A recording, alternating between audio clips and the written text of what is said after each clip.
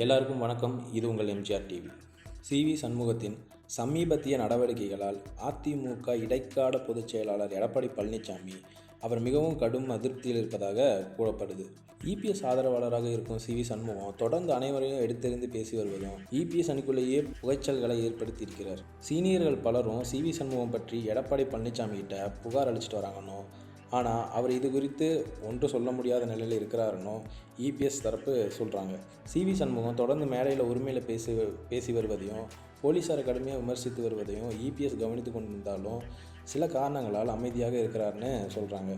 அதிமுக முன்னாள் சட்டத்துறை அமைச்சரும் ராஜ்யசபா எம்பியுமான சி.வி. சண்முகம் ஆவேசமாக பேசக்கூடியவருன்னோ, பட்டுப்பட்டன அவர் எடுத்தெறிந்து மரியாதை குறைவாக பேசுவது அவர் சகாக்களுக்கே சற்று எரிச்சலை தரக்கூடிய விஷயம்தான்.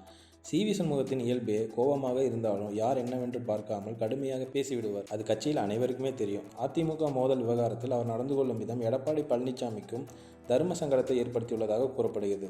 அதிமுகவில் இபிஎஸ் ஓபிஎஸ் மோதல் உக்கிரமாக தொடங்கியது முதல் எடப்பாடி பழனிசாமியுடனான ஆலோசனை கூட்டங்களில் தொடர்ச்சியாக பங்கெடுத்து வருகிறார் சி.வி. சண்முகம். அதில் ஒருங்கிணைப்பாளர் பதவி காலாவதியானதாக அவர் சொன்ன பாயிண்ட் அரசியல் அரங்கில் பெரும் பரபரப்பை ஏற்படுத்தியது. அது மட்டும் இல்லாமல் தேர்தல் ஆணைய விவகாரம், அதிமுக தலைமை கழக மோதல் வழக்குகளிலும் சண்முகமே முன்னின்று செயல்பட்டு வரார். அதே நேரம் எடப்பாடி பழனிசாமிக்கு சில சிக்கல்களை ஏற்படுத்தி வருகிறார் சி.வி. சண்முகம். பொதுக்குழுவில் இடைக்கால பொதுச்செயலாளராக தேர்ந்தெடுக்கப்பட்டதுமே உடனடியாக சட்டப்பூர்வமாக பதில் செய்தால்தான் நீதிமன்றங்களில் நமக்கு பலன் கூடும் என முன்னாள் சட்டத்துறை அமைச்சரான சி.வி. சண்முகம் வலியுறுத்ததின் பேரிலேயே எடப்பாடி பழனிசாமியும் உடனடியாக தேர்தல் ஆணையத்திற்கு இணை ஒருங்கிணைப்பாளர், தலைமை நிலைய செயலாளர் ஆகிய பதவிகளிலும் இருந்து விலகுவதாக ஆவணங்களை அனுப்பினார் எடப்பாடி பழனிசாமி. அதனால் சிக்கல் ஏற்பட்டதால் சண்முகம் மீது கொஞ்சம் அப்செட் ஆனார் எடப்பாடி பழனிசாமி. ஸ்டாலின் குடும்பத்தினர் பற்றி விமர்சனங்களை சி.வி. சண்முகம் உரிமையில் முனைந்து வருவதை கட்சியில் பலரும் ரசிக்கவில்லைன்னு சொல்கிறாங்க. அதே போல தமிழக காவல்துறையையும் சி.வி. சண்முகம் தரைகுறைவாக விமர்சித்து வருவது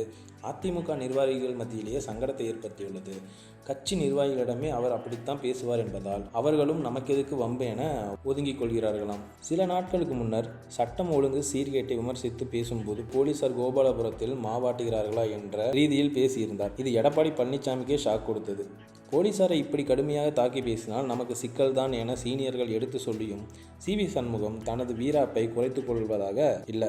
மேடைகளில் திமுக அரசை விமர்சிக்கும் வேகத்திலேயே காவல்துறையினரையும் கடுமையாக பேசி வருகிறார். சமீபத்தில் விஜயபாஸ்கர் வீட்டில் லஞ்ச ஒழிப்புத்துறை சோதனை நடந்தபோது அங்கு சென்ற சண்முகம் வீட்டுக்குள் போயே தீர்வேன் என காவல்துறையினரிடம் வாக்குவாதத்தில் ஈடுபட்டார். கோவைக்கும் சென்று வேலுமணி ஆதரவாளராக தங்க வைக்கப்பட்டிருந்த மண்டபத்திற்கு சென்று போலீசாருடன் வாக்குவாதத்தில் ஈடுபட்டார்.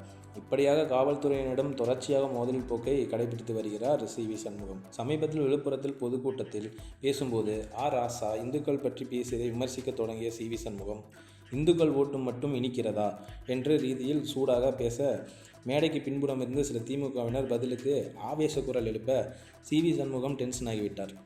ஆவேசமடைந்த சி.வி. சண்முகம் மிரட்டல் விடுக்கும் திமுகவுக்கு 5 பவன் நான் இல்லை, ஆம்பளையா இருந்தா நேருக்கு நேர் வாடா பார்ப்போம் என்று ஒருமையில பேசி சவால் விட்டிருக்காரு. தொடர்ச்சியாக இது போன்ற சம்பவங்களால் எடப்பாடி பழனிசாமியும் சி.வி. சண்முகம் மீது அப்செட்டில் இருக்கிறாராம். சீனியர்களிடம் நம்ம என்ன சொல்றது, அவருக்கே தெரிய வேண்டாமா, தேவையில்லாத வேலைத்தான் செய்கிறாரு என புலம்பியதாக கூறப்படுது. இபிஎஸ் எதுவும் சொல்லாமல் சைலண்டாக இருப்பதன் பின்னணியில் வடக்கில் இருக்கும் அதிமுக எம்எல்ஏக்கள் 19 பேர் சி.வி. சண்முகம் கட்டுப்பாட்டில் தான் இருப்பதாக முன்னாள் அமைச்சர் பொன்னையன் சொன்னது கூட உண்மையாக இருக்கலாமோ என்ற சந்தேகத்தை கிளப்புது. இது போன்ற அடுத்தடுத்த தகவல்களுக்கு எம்ஜிஆர் டிவியை சப்ஸ்கிரைப் பண்ணுங்கள், லைக் பண்ணுங்கள், ஷேர் பண்ணுங்கள், கமெண்ட் பண்ணுங்கள்.